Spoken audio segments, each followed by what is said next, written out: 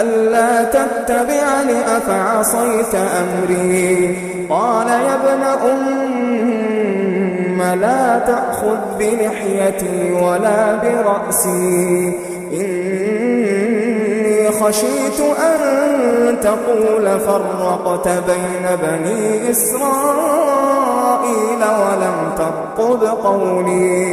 قال فما خطبك يا سامري؟ قال بصرت بما لم يبصروا به فقبضت قبضة من أثر الرسول فنبذتها وكذلك سولت لي نفسي.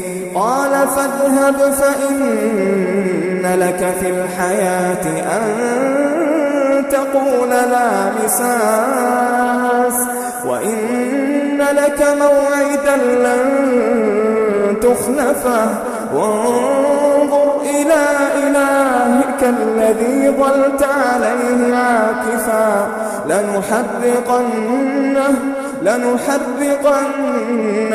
ثم لننسفنه في اليم نسفا. إنما إلهكم الله الذي لا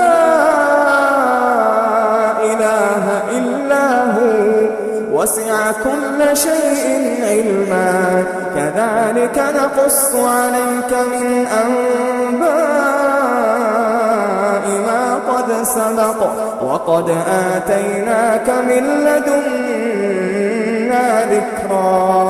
من أعرض عنه فإنه يحمل يوم القيامة وزرا خالدين فيه وساء لهم يوم القيامة حملا.